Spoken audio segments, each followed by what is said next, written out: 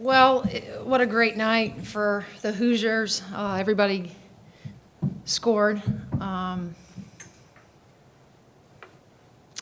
You know, and you guys have all watched us. It's this. We are waiting to have a night like this, and we've been so close. We've been in a lot of games and have fallen short. And it feels good for our whole group, for our staff, but especially for those players to come out and play both ends the way they did tonight. Just really, really proud of their effort. Obviously, the way they shared the ball tonight, their selflessness, 23 assists on 32 made field goals is pretty impressive.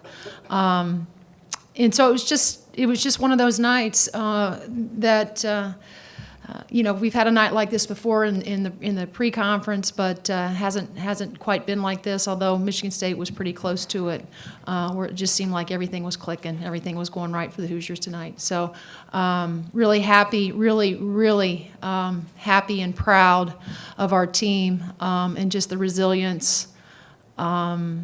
Just sticking together, and again, I say that because we've had some, a lot of moments where we've been discouraged, and for them to be able, I think, to come out tonight and play the way they did, I think says a lot about the progress that we've continued to make, and we've learned something in victory and defeat in every game, but.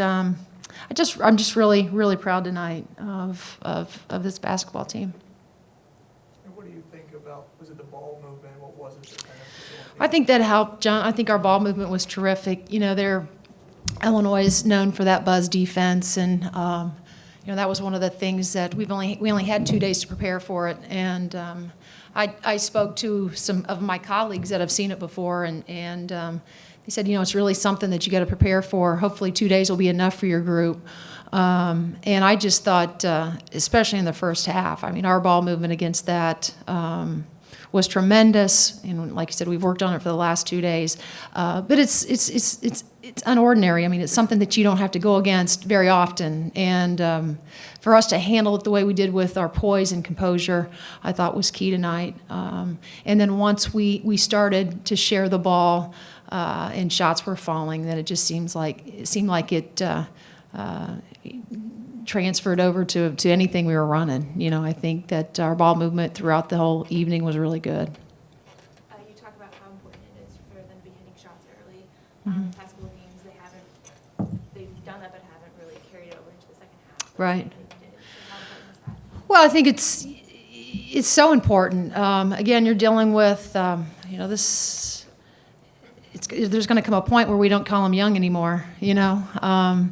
We're gaining some experience. I think we're learning from our past mistakes. I think we're learning what doesn't work, and I think we're maturing. I think we're growing as a team, and I think our dialogue before the game, in halftime, in practice, in film sessions, is what it needs to be. And I think that helps when you're reminding each other of the focus, of the energy, of the effort it takes for 40 minutes. And we've challenged, each and every one of them to do more of that. And I think what's happening, and I think some of them are really, taking it personal. And I'll say this: I think that Laren has really taken it personal. That I continue to say that we're still looking and seeking to find that leader, and I think that she has. And I say that because the other day in practice, when we hit one of our lulls, she was the one that gathered them together and tried to get us through the end of practice. And so I think that they're all consciously trying to do better with that. But it's a constant reminder from me and from our staff every day of just the effort, the 40 minutes, the edge you have to have, the toughness you have to have for 40 minutes to play in this league. Amanda Cahill, coach, had a heck of a night.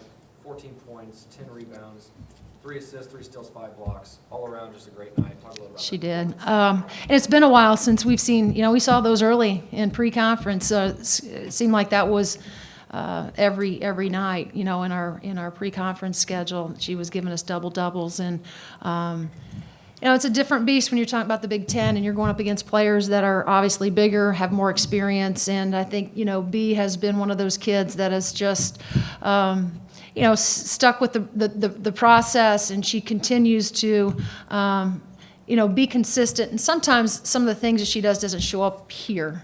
Tonight, obviously, they did, but it was good to see B look like B of early, because I think that here in the last probably month or so, I think Cahill's looked tired, but I think so has Tyra and so has Jess, and I think that is what being a freshman in the Big Ten looks like.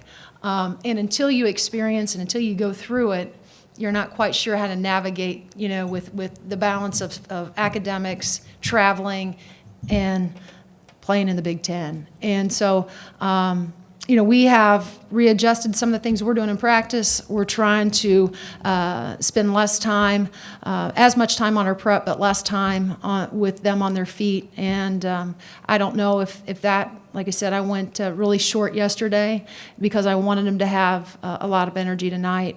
And so we're going to continue to look at that approach, because I think when you get to February, preparation is important, but effort, energy, fresh legs, fresh minds are more important. And I thought tonight, B looked like she had some energy about her, which, there's been some nights where I thought she looked pretty tired. You mentioned the energy, kind of alluding to in the February Big Ten tournament. Right. What does this win do for the confidence of the team moving forward toward that point? Well, I think, it does a lot, just because, and we know this, like I said earlier, you learn always something. We were disappointed after the Northwestern loss at home. Like I said, every team tries to do the same thing. They want to protect their home floor, and we did a below average job of doing that against Northwestern after coming off such a great win against Purdue.